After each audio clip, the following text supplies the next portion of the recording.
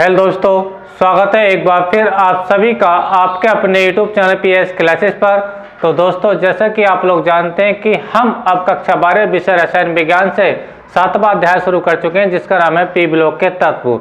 तो स्टूडेंट, जैसा कि आप लोगों ने देखा, हमने इससे पिछले वीडियो लेक्चर एक बनाया था जो उसका भाग 1 था, और उसमें हमने बताया था कि पी ब्लॉक के तत्व कौन कौन से हैं और ये आवर्त सारणी में कहां से कहां तक फैले हुए हैं। ठीक है, और साथ ही साथ ये भी हमने बताया था इससे पिछले वीडियो लेक्चर में कि हमें 12th क्लास के लिए पी ब्लॉक में कितना पोर्शन पढ़ना है और कितना पोर्शन हमें छोड़ना है स्टूडेंट। ठीक है, तो मैंने आपको याद दिला देता हूं, जिन लोगों ने मेरा पिछले वीडियो लेक्चर नहीं देखा है, अगर वो वीडियो लेक्चर अगर देख लेंगे, उस लेक्चर को देखने के बाद इस लेक्चर को देखेंगे तो उनको तो कोई डाउट रहेगा ही नहीं। लेकिन एक बार फिर भी बताता चलूं कि आवर्त सारणी में वर्ग 13 से लेकर के वर्ग 18 तक के जो तत्व हैं, ठीक है, वो पी ब्लॉक के तत्व में, जिसमें हमें वर्ग 13 और वर्ग 14 को नहीं पढ़ना है। यानी इसका जो हमने अध्ययन किया है वो 11th क्लास में किया था, कक्षा 11 में किया है। लेकिन कक्षा 12 के लिए पी ब्लॉक का जो पोर्शन रहेगा वर्ग 15 से लेकर के वर्ग 18 तक, यानी हम 4 वर्ग पढ़ लें, वर्ग 15, 16, 17 और वर्ग 18 को पढ़ना है। ठीक है, तो आइए बिना किसी देरी के शुरू करते हैं आज के वीडियो लेक्चर को। और ये आज का हमारा दूसरा लेक्चर है स्टूडेंट। ठीक है, कौन सा लेक्चर है? दूसरा लेक्चर है, जिसमें हम पढ़ेंगे वर्ग 15 के तत्व। ठीक है, तो आइए बिना किसी देरी के शुरू करते हैं अपने लेक्चर को स्टूडेंट। देखिए स्टूडेंट, मैंने लिखा 12th class chemistry P block के तत्व वर्ग 15। ठीक है, और भाग 2। एक बार मैं बताता चलूं कि ये हमारा दूसरा लेक्चर है स्टूडेंट। ठीक है, जिन लोगों ने हमारा पहला लेक्चर नहीं देखा है उन लोगों से मेरा विशेष रिक्वेस्ट ये है, अगर पी ब्लॉक आप स्टैंडर्ड करना चाहते हैं अपना, ठीक है, तो आपको पहला लेक्चर देखना बहुत ही जरूरी है, क्योंकि उसके अंदर मैं जितना इसका पी ब्लॉक का बेसिक है सब आपको समझाया था स्टूडेंट। ठीक है, चलिए शुरू करते हैं। तो देखिए स्टूडेंट, आवर्त सारणी के वर्ग 15 में, आवर्त सारणी के वर्ग 15 में 5 तत्व हैं। आवर्त सारणी के वर्ग 15 में 5 तत्व हैं: नाइट्रोजन, फास्फोरस, आर्सेनिक, एंटीमनी और बिस्मिथ।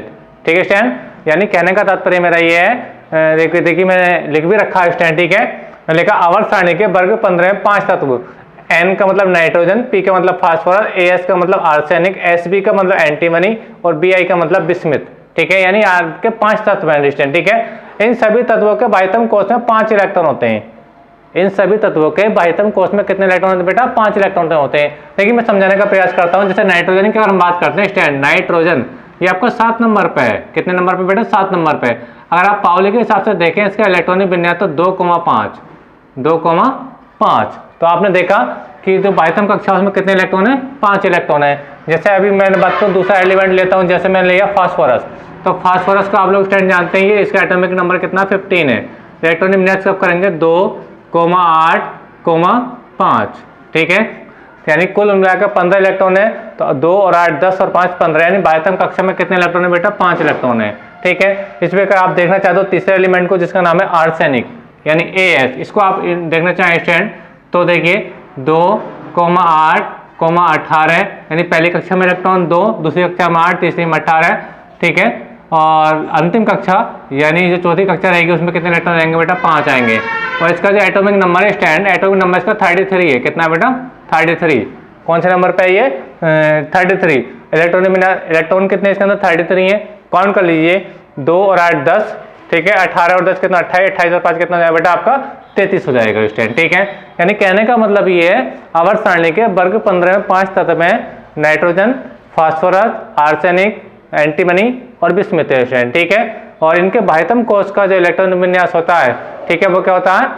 देखिए मैंने लिख भी रखा हूं। देखिए इलेक्ट्रॉन विन्यास के हिसाब से अभाव के अनुसार बता रहा हूं। ठीक है, बाह्यतम कक्षा का इलेक्ट्रॉनिक विन्यास होता है NS² और Np की घात 3। ठीक है, यानी N के S के अंदर 2 इलेक्ट्रॉन होंगे। ये बाह्यतम कोश का इलेक्ट्रॉनिक विन्यास बता रहा हूँ, बाह्यतम कोश का, यानी S के अंदर 2 इलेक्ट्रॉन और P कोश के अंदर आपके 3 इलेक्ट्रॉन होंगे स्टूडेंट। ठीक है, और कुल मिलाकर कितना होंगे? 3 और 2 कितना हो जाएंगे? 5 ही इलेक्ट्रॉन रहेंगे बाह्यतम कोश में स्टूडेंट। ठीक है, आइए आपको मैं समझाने का प्रयास करता हूँ। देखिए स्टूडेंट, जैसे नाइट्रोजन की अगर बात करूँ तो 1s2 2s2 2p3, 1s2 2s2 2p3। ठीक है, तो आप देखिए बाह्यतम कोश का कौन सा? दूसरा कोश इसका बाह्यतम कोश है। तो देखिए S में कितने इलेक्ट्रॉन है? 2, P में कितने? 3। ठीक है, तो 2 3 5, 5 में 2 जोड़ो कितना होगा? 7, यानी इलेक्ट्रॉनिक विन्यास बिल्कुल से परफेक्ट है। अगर देखिए आप इलेक्ट्रॉनिक विन्यास को शॉर्ट तरीके से करना चाहते हैं, तो देखिए ये जो 2 इलेक्ट्रॉन है 1s2, ये हीलियम का इलेक्ट्रॉनिक विन्यास होता है। किसका होता है बेटा? हीलियम का इलेक्ट्रॉनिक विन्यास होता है। हीलियम क्या बेटा? एक अक्रिय गैस है। ये मैंने इसका इलेक्ट्रॉनिक विन्यास से पिछले वीडियो लेक्चर में भी डिस्कस किया था स्टैंड, ठीक है। तो देखिए, अगर आप इलेक्ट्रॉनिक विन्यास को अगर आप वाव के अनुसार करके आते हो ऐसा करके आएंगे। आप सॉर्ट करना चाहते हैं तो 1s2 को मत लिख दिए, ये आपका हीलियम का इलेक्ट्रॉनिक विन्यास हो गया, तो हीलियम ही लिख दिया आपने। 2s2 और 2p3 वो आपको बिल्कुल सेम आगे कॉपी कर दिया स्टैंड, ठीक है। इसी प्रकार अगर आप चाहते हैं कि फास्फोरस को भी इसी प्रकार देंगे 1s2 2s2 2p6 3s2 और 3p5। इसका भाइतम कोष कौन सा बेटा? तीसरा कोष है। कितना बेटा? तीसरा कोष है। तीसरे कोष में कितने इलेक्ट्रॉन है? S में 2, P में 3, कुल मिलाकर 5 इलेक्ट्रॉन है, ठीक है। जबकि अगर मैं बात करता हूँ इसके शॉर्ट इलेक्ट्रॉनिक विन्यास की, ठीक है, देखिए यहाँ से यहाँ तक देखिए 2 इलेक्ट्रॉन ये 2 इलेक्ट्रॉन 4 4 और 6 कितने हो गए? 10, यानी यहाँ से यहाँ तक ये 10 इलेक्ट्रॉन हो गए। और 10 एटॉमिक नंबर किसका होता है? अक्रिय गैस में नियोन का इलेक्ट्रॉनिक विन्यास करते हैं तो कितना था? 1s2 2s2। देखिए मैं आपको समझाने का प्रयास करता हूँ। देखिए यहाँ पे समझे, नियोन जैसे आपका नियोन है, ठीक है, 10 नंबर पे इलेक्ट्रॉनिक विन्यास करेंगे 1s2 और 2s2 और 2p6, ठीक है स्टैंड। तो इतने जो ये जो इलेक्ट्रॉनिक विन्यास है, इस इलेक्ट्रॉनिक विन्यास को हम शॉर्ट में क्या लिख देंगे? Ne लिख देंगे। क्या लिख देंगे बेटा? Ne लिख देंगे। देखिए एक बार फिर से समझाने का प्रयास करता हूँ। 1s2 2s2 2p6, यानी यहाँ तक जो है नियोन का इलेक्ट्रॉनिक विन्यास है, तो इसको मैंने Ne से लिख दिया शॉर्ट तरीके करने का, इलेक्ट्रॉनिक विन्यास करने का शॉर्ट तरीका स्टैंड, ठीक है। आपका 3s2 3p3, यानी भाइतम कक्षा में 3 और तो 5 इलेक्ट्रॉन तो रहने हैं जो स्टैंड, ठीक है। आपको समझ में आ रहा होगा। ऐसे आप आर्सेनिक का कर सकते हैं जो आपका 33 नंबर पे, इसी प्रकार आप एंटीमनी का कर सकते हैं, इसी प्रकार आप बिस्मुथ का कर सकते हैं, ठीक है स्टैंड। और सभी साथ मैंने ये बताया कि शॉर्ट तरीके से करना चाहेंगे तो आर्सेनिक का जो शॉर्ट तरीका होगा वो कितना होगा बेटा? वो ये शॉर्ट तरीका होगा। और आप इतना बड़ा इलेक्ट्रॉनिक मिलान ना करके आप केवल इतना ही करके आते हैं स्टैंड, ठीक है, तो ये भी इलेक्ट्रॉनिक मिलान आपका माननीय होगा स्टैंड, ठीक है। अच्छा, इसी प्रकार आप मैं बताऊं आपको एंटीमनी का आप केवल इतना इलेक्ट्रॉनिक विन्यास करके आ सकते हैं। बस आपको ये याद रखना पड़ेगा कि ये आर्गन के साथ आएगा आर्सेनिक का और क्रिप्टॉन के साथ आएगा आपका एंटीमनी का, ठीक है स्टैंड। तो ये स्टेप से शॉर्ट विन्यास कर सकते हैं। और जो लास्ट में आपका क्या है? बिस्मुथ है स्टैंड, ठीक है, बिस्मुथ। तो इसका शॉर्ट इलेक्ट्रॉनिक विन्यास आप कितने करके आ सकते हैं? इतना। अगर आप इतना यहाँ से यहाँ तक करके ना करके आए तब भी कोई बात नहीं स्टैंड। अगर आप इतना याद कर ले, इतना याद कर ले, जिसको मैंने ये ओवर अंडरलाइन किया स्टैंड, ठीक है, ये जो अंडरलाइन कर रहा हूँ बेटा, यही इनका फाइनल इलेक्ट्रॉनिक विन्यास है। आप इतना भी करके आते हैं, मतलब इतना बड़ा लोचा आप याद करना नहीं चाहते हैं, केवल जो मैंने लिखा कितना, देखिए मैं इसको हटा देता हूँ ताकि आपको बेटर समझ में आए। यहाँ पे देखिए अंडरलाइन अंडरलाइन अंडरलाइन अंडरलाइन और ये अंडरलाइन, यानी यही 5 तत्वों का बाह्यतम कोष का इलेक्ट्रॉनिक विन्यास, ठीक है, यही आपको मान्य होगा। और आप चाहते हैं कि हम आपको इस टाइप से आप करना आता तो आप इस टाइप से भी कर सकते हैं। मैंने दोनों टाइप से आपको लिख दिए हैं। ये लॉन्ग मेथड है, ये इसका शॉर्ट मेथड है स्टैंड, ठीक है। आई होप के समझ में आया हुआ स्टैंड, ठीक है। अच्छा स्टैंड देखिए, अब ये जो 5 तत्व हैं, इनके बाह्यतम कोष में 5 इलेक्ट्रॉन होते हैं स्टैंड। और बाह्यतम कोष का इलेक्ट्रॉनिक विन्यास क्या होता है? NH का Np3। अब कहीं पर देख लीजिए, देखो यहाँ पे देख लीजिए, चाहे यहाँ पे देख लीजिए, एक ही बात रहेगी स्टैंड, ठीक है। देखिए S के अंदर कितने? 2 इलेक्ट्रॉन, P के अंदर कितने इलेक्ट्रॉन? 3 इलेक्ट्रॉन, यानी S के अंदर 2 एंड बाह्यतम कोष 2 इलेक्ट्रॉन। देखो NH² है ना ये, तो 2 इलेक्ट्रॉन और Np3 तो इसके अंदर 3 इलेक्ट्रॉन ही होंगे, यानी बाह्यतम कोष का इलेक्ट्रॉनिक विन्यास बिल्कुल सेम है। ऐसे इसमें देख लीजिए, यहाँ पर तीसरा कोष आएगा, बाह्यतम कोष में तीसरा रहेगा, तो 2 इलेक्ट्रॉन ही है, 3 इलेक्ट्रॉन ही है, ठीक है। यानी S के अंदर कितने? 2, P के अंदर 3, बिल्कुल इसी को मैच कर रहा है स्टैंड, ठीक है। कुल मिलाकर बाह्यतम कोष में 5 ही इलेक्ट्रॉन है। आप किसी को भी देख लीजिए स्टैंड, ठीक है। आर्सेनिक को देख लीजिए, S के अंदर 2 और P के अंदर 3, ठीक है। बाह्यतम कोष से कौन सा रहेगा? चौथा रहेगा। कुल मिलाकर 5 इलेक्ट्रॉन बाह्यतम कोष में आएंगे स्टैंड, ठीक है। इस प्रकार आप एंटीमनी को भी देख सकते हैं, इस प्रकार आप बिस्मुथ को भी देख सकते हैं। यानी बाह्यतम कोष में अगर देखें तो S के अंदर 2 इलेक्ट्रॉन, बिल्कुल 2 इलेक्ट्रॉन है, और P के अंदर 3। आई होप समझ में आया होगा स्टैंड, ठीक है। तो इसका इलेक्ट्रॉनिक विन्यास मैंने आपको ये तरीके दो तरीके समझाया बेटा। ये इसका लॉन्ग मेथड है और ये इसका शॉर्ट मेथड है, जो अक्रिय गैसों के सापेक्ष किया जाता है स्टैंड, ठीक है। आई होप समझ में आया होगा। अब बात करते हैं बेटा इनको याद करने की ट्रिक को। इनको याद करने की ट्रिक वैसा तो आपके टीचर्स ने भी बताई होगी, और मुझे भी एक ट्रिक याद है, एक ने बल्कि 2 ट्रिक याद है, मैं आपको उसको बताता हूँ। देखिए वर्ग 15 के तत्वों को किस प्रकार याद करते हैं स्टैंड, ठीक है। तो देखिए याद करने की ट्रिक है NPAS SV और BI, यानी इनके परमाणुओं के क्या बेटा? ये प्रतीक हैं, ठीक है।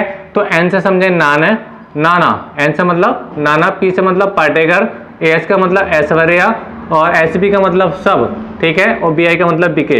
यानी इसका शॉर्ट ट्रिक याद करने का हो जाएगा नाना, पार्टेकर, ऐश्वर्या, सब, बिके। यानी कहने का मतलब ये जो वर्ग 15 के तत्व हैं, वर्ग 15 के तत्व में 5 तत्व, इनको याद करने की ट्रिक है नाना, पार्टेकर, ऐश्वर्या, सब, बिके। तो ये तो इसकी फर्स्ट ट्रिक है। सेकंड ट्रिक और बता देता हूँ। देखिए N से समझिए न्यूजीलैंड, P से पाकिस्तान, AS से मतलब ऑस्ट्रेलिया, SB से मतलब सब और BI से मतलब बेईमान। यानी इसकी दूसरी ट्रिक ये है बेटा, न्यूजीलैंड, पाकिस्तान, ऑस्ट्रेलिया सब बेईमान। आपको समझ में आ रहा है? दो ट्रिक मैं बता रहा हूँ। पहली ट्रिक बता रहा हूँ, नाना पाटेकर, ऐश्वर्या सब बिके। ठीक है, दूसरी ट्रिक क्या है इसकी, न्यूजीलैंड, पाकिस्तान, ऑस्ट्रेलिया सब बेईमान। आई आपको समझ में आ रहा होगा। उम्मीद करता हूँ कि ट्रिक भी आपको समझ में आई होगी स्टूडेंट। अगर ट्रिक आपको अच्छी लगी बेटा तो प्लीज़ वीडियो को लाइक कीजिए, शेयर कीजिए और कमेंट करके मुझे बताइए कि आपको ये ट्रिक कैसे लगी स्टूडेंट, और आपको वीडियो अच्छा लग रहा है कि नहीं लग रहा है स्टूडेंट। ठीक है, तो ये बात रही इसके, मैंने आपको इसकी ट्रिक बताई याद करने की। इलेक्ट्रॉनिक विन्यास आपका बेटा ये रखा। एक बार मैं बताता चलूँ बेटा कि एक वर्ग आपसे एग्जाम में जरूर पूछा जाएगा। आपको वर्ग 15, 16, 17, 18 4 वर्ग पढ़ ले तो एक वर्ग आपका लॉन्ग क्वेश्चन के रूप में 5 नंबर में आएगा ही आएगा स्टूडेंट, जिसमें मैं पहले वर्ग को यहाँ पे डिस्कस कर रहा हूँ, मैं वर्ग 15 को डिस्कस कर रहा हूँ स्टूडेंट। ठीक है, तो ट्रिक के बाद चलते हैं इसकी भौतिक अवस्था पर। क्या पे बेटा, भौतिक अवस्था पर। देखिए भौतिक अवस्था पर हम बात करेंगे बेटा, मैंने कल भी बताया था, इसके पिछले वीडियो लेक्चर में यानी जब मैंने पी ब्लॉक का फर्स्ट पार्ट डाला था उसमें भी मैंने डिस्कस किया था, और आज मैं फिर से बता रहा हूँ। इसलिए मैं बार बार आप लोगों से कह रहा हूँ कि जिन लोगों ने मेरा पिछला वीडियो लेक्चर नहीं देखा और वो अगर उस लेक्चर को देखने के बाद जब इस लेक्चर को देखेंगे तो कहीं कोई भी प्रॉब्लम नहीं आएगा। उनका जो पी ब्लॉक का जो एलिमेंट, पी ब्लॉक के जो एलिमेंट तत्व है, ठीक है, ये जो लेसन है बेटा उनका 100% बिल्कुल क्लियर हो जाएगा स्टूडेंट। ठीक है, यानी बेसिक बहुत जरूरी है स्टूडेंट। ठीक है, तो देखिए भौतिक अवस्था में बात करूं तो देखिए ये जो नाइट्रोजन और फास्फोरस है, नाइट्रोजन और फास्फोरस मैंने पिछले वीडियो लेक्चर में बताया था, ये दोनों अधातु हैं। दोनों क्या है बेटा, अधातु हैं। ठीक है, जबकि बात करता हूं मैं आर्सेनिक और आपके एंटीमनी की, ये दोनों क्या है बेटा, उपधातु हैं। देखिए उपधातु क्या होते हैं, उपधातु बेटा ऐसे सब्सटेंस होते हैं जिनके अंदर धातु और अधातु दोनों के गुण पाए जाते हैं। क्या कहलाते हैं बेटा, वो आपके मेटालॉइड या उपधातु कहलाते हैं। ठीक है, तो एक बार बताता चलूं, ये जो आपका नाइट्रोजन और फास्फोरस है यानी प्रथम जो तत्व है बेटा कि आपके नॉन मेटल हैं यानी अधातु हैं। जबकि अगर मैं बात करता हूं आर्सेनिक और एसबी यानी एंटीमनी की, तो ये दोनों क्या आपके दोनों मेटालॉइड हैं यानी आपके ये उपधातु हैं स्टूडेंट। ठीक है, यानी इसके अंदर धातु अधातु दोनों गुण पाए जाते हैं। जबकि हम फाइनल में बात करें बिस्मिथ की, तो बिस्मिथ क्या बेटा एक दुर्बल धातु है। क्या बेटा, एक दुर्बल धातु है, और ये मैंने बताया था ये बहुत दुर्बल होती है और ये सफेद कलर की धातु होती है। सफेद कलर की धातु होती है, जो व्हाइट कलर का मोती होता है ना, मोती उसके जैसी दिखती है। इस टाइप जैसे ही मार्कर कलर देख रहे हो स्टूडेंट। ठीक है, मोती की जैसी होती है। आपको समझ में आया होगा स्टूडेंट। ठीक है, तो मैंने बताया भौतिक अवस्था में आपका प्रथम दो तत्व नाइट्रोजन फास्फोरस क्या बेटा आपके नॉन मेटल हैं यानी अधातु हैं।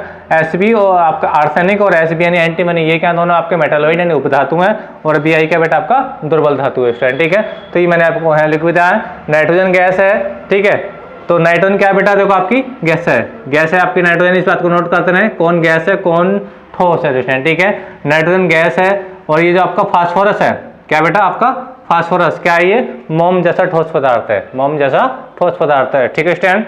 अच्छा, अगर बात कर दूं एएस की यानी आर्सेनिक की बात करूं तो कि चमकहीन ठोस होता है। चमक, इसके अंदर कोई चमक नहीं होती है, यानी चमकहीन क्या होता है, ठोस होता है स्टूडेंट। ठीक है, जबकि बात करता हूं आपके एंटीमनी की, आई की बेटा एंटीमनी, एंटीमनी क्या होता है बेटा, ये बहुत कठोर होता है। क्या होता है, बहुत कठोर होता है, और जबकि आपका जो बिस्मिथ होता है ये भी बहुत कठोर होता है। ठीक है, तो मैंने इसकी भौतिक अवस्था की बात करी। नाइट्रोजन आपकी गैस है, और ये जो आपका फास्फोरस है ये क्या बेटा आपका मोम जैसा ठोस पदार्थ है। नाइट्रोजन गैस हो गई, ये मोम जैसा ठोस पदार्थ है यानी मुलायम वाला। ठीक है स्टूडेंट।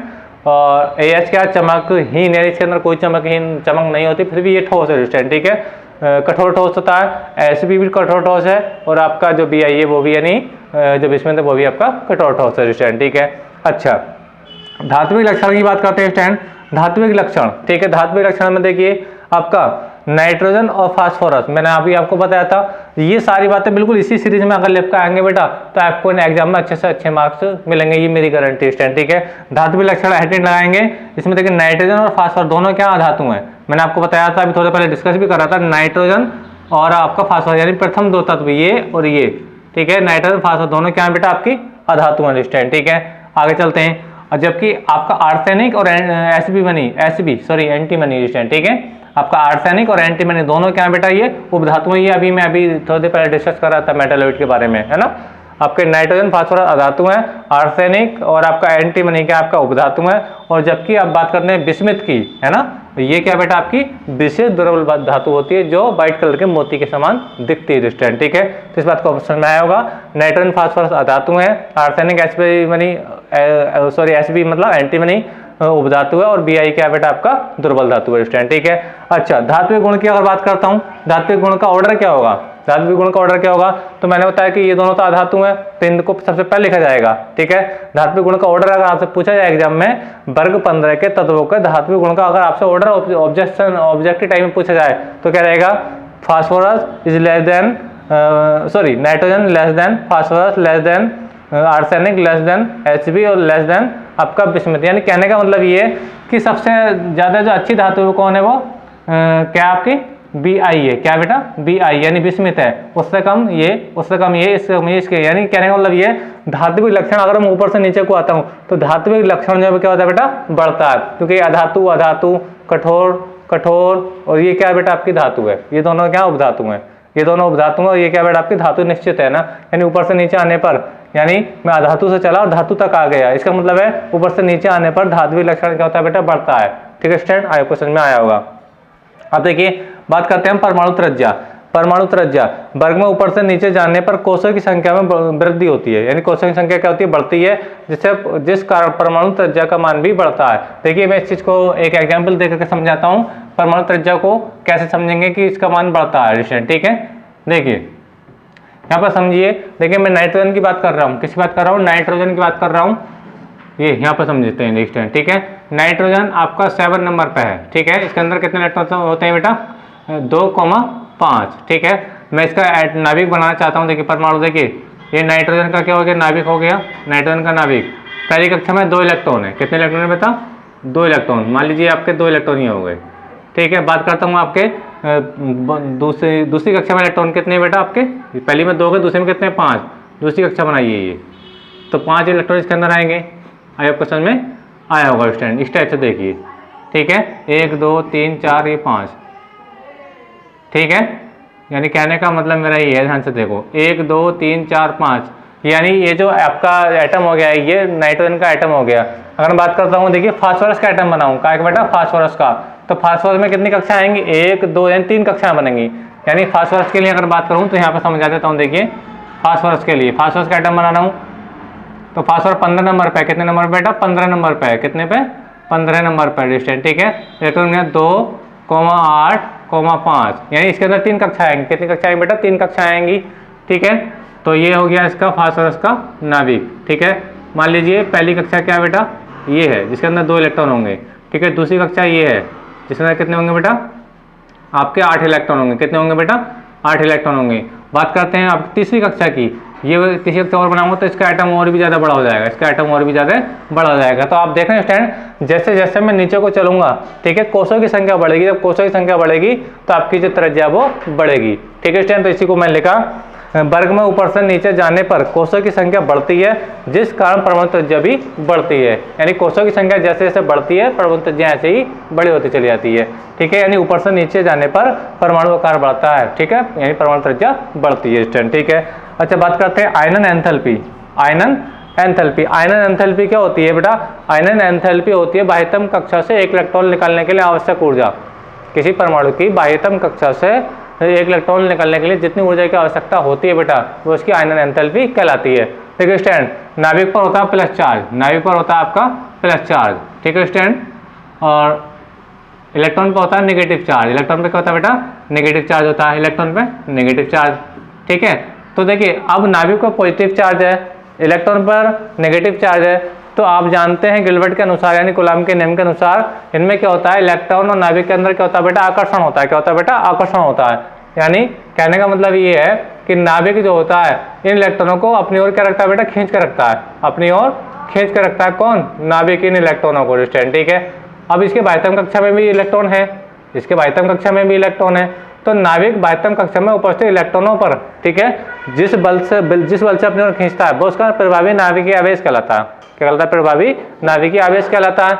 यानी अगर मैं दोनों एटम की याद करूँ, ये आपका नाइट्रोजन का एटम है और ये आपका फास्फोरस का एटम है, ठीक है। तो इन इलेक्ट्रॉनों पर नाभिक ज्यादा फोर्स लाएगा। और बात करता हूँ आप जैसे देखें जहाँ फास्फोरस के लिए तो ये तीसरी कक्षा में आ गई, यानी इसकी दूरी बढ़ गई, यानी दूरी बढ़ने पर नाभिक इन इलेक्ट्रॉनों पर इतना फोर्स नहीं लगा पाएगा क्योंकि 5 इलेक्ट्रॉन होंगे ना फास्फोरस की बाह्यतम कक्षा में, ठीक है। तो इलेक्ट्रॉन बेटा यहाँ से बहुत कम ऊर्जा से ही निकल जाएंगे और यहाँ से इलेक्ट्रॉन निकालने के लिए ज़्यादा ऊर्जा चाहिए, है ना। तो कहने का मतलब ये जैसे जैसे हम ऊपर से नीचे आएंगे परमाणु आकार बढ़ेगा तो प्रभावी नाभिक के आवेश का मान घटेगा। ठीक है, नाभिक इन पे ज़्यादा फोर्स लगाएगा और इन पे कम फोर्स लगाएगा, और जब कम फोर्स लगाएगा तो यहाँ से इलेक्ट्रॉन को निकालने के लिए मुझे बहुत कम ऊर्जा की ही आवश्यकता होगी स्टूडेंट। ठीक है, तो इस बात को मैंने लिखा स्टूडेंट, देखिए समझाता हूँ। आयनन एंथैल्पी वर्ग में ऊपर से नीचे जाने पर डॉटेड का मतलब वो यही हिंदी लिखी है, परंतु एंथैल्पी का मान घटता है, यानी यहाँ पे ज़्यादा ऊर्जा चाहिए, यहाँ इसके बाह्यतम कक्षा से इलेक्ट्रॉन निकालने के लिए ज़्यादा एनर्जी चाहिए, यहाँ से निकालने के लिए इससे कम चाहिए, और यहाँ पे इससे भी कम चाहिए, क्योंकि साइज इसका बड़ा होता चला जाएगा जैसे मैंने आपको बताया। ठीक है, जब बड़ा हो जाएगा तो नाभिक बाह्यतम कक्षा के इलेक्ट्रॉन पर ज़्यादा फोर्स नहीं लगा पाएगा, यानी अपनी ओर को आकर्षित अच्छे से नहीं कर पाएगा। इसलिए थोड़ी सी एनर्जी अगर हम एटम को देंगे तो उसकी बाह्यतम कक्षा का इलेक्ट्रॉन निकल जाएगा स्टूडेंट। ठीक है, आपको समझ में आया होगा। बात करते हैं विद्युत ऋणात्मकता की। विद्युत ऋणात्मकता समझते हैं, देखिए बिल्कुल यही थ्योरी है, और विद्युत ऋणात्मकता ऊपर क्या मान भी घटता है, बिल्कुल सेम को भी एक बात याद रखना है, विद्युत ऋणात्मकता का मान भी क्या होता है बेटा, घटता है। विद्युत ऋणात्मक होती क्या, मैं उसको बताता हूँ। किसी गैसीय परमाणु की बाह्यतम कक्षा में एक इलेक्ट्रॉन डालने के लिए जितनी ऊर्जा की आवश्यकता होती है, जितनी ऊर्जा की आवश्यकता होती है क्या कहलाती है, उसकी विद्युत ऋणात्मकता कहलाती है स्टूडेंट। ठीक है, तो इस बात को भी याद रखें बेटा कि अगर मैं यहाँ पे इलेक्ट्रॉन डालना चाहता हूँ, ठीक है, और यहाँ पे इलेक्ट्रॉन डालना चाहता हूँ इस वाले कक्षा में, ठीक है, तो यहाँ पे इलेक्ट्रॉन डालने के लिए मुझे ज़्यादा एनर्जी चाहिए, क्योंकि यहाँ पे जो नाभिक का जो इलेक्ट्रॉन फोर्स है वो ज़्यादा है स्टूडेंट, जबकि यहाँ पे इतनी बहुत कम एनर्जी से ही काम हो जाएगा, क्योंकि वो इससे बहुत दूर है स्टूडेंट। ठीक है, आयोग को समझ में आ रहा होगा। बस यहाँ पे इस बात को नोट कर लेंगे, परमाणु त्रिज्या बढ़ती है, बाकी आयनन एंथैल्पी का मान भी घटता है और विद्युत ऋणात्मकता का मान भी घटता है स्टूडेंट। ठीक है, बात करते हैं इसकी चालकता की यानी कंडक्टिविटी की अगर बात करूं बेटा, तो आप जानते हैं कि धातुएं विद्युत की अच्छी चालक होती हैं, जिसमें अब बात करते हैं नाइट्रोजन फास्फोरस, क्या है, ये तो बिल्कुल अधातु है, यानी ये तो बिल्कुल कुचालक हैं, यानी इसके अंदर कंडक्टिविटी का कोई भी गुण नहीं होगा। बात करता हूँ बेटा आपकी AS यानी आर्सेनिक और एंटीमनी की, दोनों क्या है, ये उपधातु हैं। ठीक है, तो ये चालक तो हैं लेकिन ज़्यादा बेटर चालक नहीं है, ज़्यादा अच्छे चालक नहीं है, दोनों क्या है बेटा, ये क्यों पूरी तरीके से धातु नहीं है। लेकिन अगर बात करता हूँ विस्मित की, तो ये क्या बेटा, एक दुर्बल धातु है, ये रियल में धातु है, और जो हम जानते हैं कि धातु जो होते हैं विद्युत की अच्छी चालक होते हैं, क्योंकि उनके अंदर फ्री इलेक्ट्रॉन पर्याप्त मात्रा में होते हैं स्टूडेंट। ठीक है, तो इसी को मैंने लिखा है स्टूडेंट, देखिए वर्ग में ऊपर से नीचे जाने पर चालकता का मान, चालकता बढ़ती है। चालकता क्यों बढ़ेगी, क्योंकि इनका धात्विक लक्षण बढ़ रहा है ना, ये अधातु है, ये दोनों अधातु हैं, तो इसमें तो चालकता गुण होगा ही नहीं। जैसे जैसे नीचे आएंगे तो जब तक हम विस्मित तक आएंगे, ठीक है, तो ये तो निश्चित ही धातु है, तो यानी इसके अंदर करंट बहुत अच्छे से फिल हो जाएगा स्टूडेंट। ठीक है, तो इसी को मैंने लिखा नाइट्रोजन और फास्फोरस NO3 मतलब नाइट्रोजन फास्फोरस क्या कुचालक है, AS यानी आर्सेनिक जो आपका दुर्बल चालक है, SB क्या आपका अच्छा चालक है। लेकिन मैं बात करता हूँ BI यानी विस्मित की बात करता हूँ, तो ये सबसे बेटर चालक है, बहुत अच्छा चालक है स्टूडेंट। ठीक है, यानी वर्ग में ऊपर से नीचे जाने पर धात्विक रूप क्या होता है, धात्विक चालकता क्या होती है बेटा, बढ़ती है ना, चालकता का मान रूप से बढ़ता है। क्यों बढ़ता है, क्योंकि उसका धात्विक लक्षण बढ़ता है, यानी ऊपर से नीचे आने पर क्या होती है, धातुओं की संख्या में वृद्धि होती है। अधातु से स्टार्ट होते हैं, धातु तक आ जाते हैं, है ना। हम जानते हैं कि धातु विद्युत की अच्छी चालक होती हैं। ठीक है, आपको समझ में आ रहा होगा। तो विस्मित क्या बेटा, आपकी धातु है, तो यहाँ धातु है, इसलिए क्या मैंने क्या लिखा, ये उत्तम चालक है, सबसे बेस्ट चालक। अगर मैं बात करूँ तो सबसे बेस्ट चालक कौन है इसके अंदर, BI। उससे कम चालक कौन है, SB। उससे भी कम कौन है आपका AS। और जो बिल्कुल कुचालक कौन है वो है नाइट्रोजन और फास्फोरस स्टूडेंट। ठीक है, तो आज का जो लेक्चर था स्टूडेंट इतना ही। आई होप को उम्मीद कर रहा हूँ कि लेक्चर आपको समझ में आया हुआ स्टूडेंट। तो अब इसका स्क्रीनशॉट ले लीजिए स्टूडेंट, और वीडियो आपको समझ में आया है तो वीडियो को भी लाइक कीजिए, शेयर कीजिए, और चैनल पर नए तो चैनल को सब्सक्राइब भी कर लीजिए, क्योंकि अब मैं अपने चैनल पर PU का पूरा सिलेबस पढ़ाने वाला हूँ स्टूडेंट। ठीक है, मिलेंगे अगले वीडियो में, तब तक के लिए धन्यवाद। अब इसका स्क्रीनशॉट ले लीजिए बेटा, अपना बिल्कुल सही ढंग से इसका नोट्स बना लीजिए। ये आपका रफ कार्य है जो मैंने केवल आपको समझाया, लेकिन ये आपका बिल्कुल जरूरी का वर्क है, इसको बिल्कुल नोट करें स्टूडेंट। ठीक है।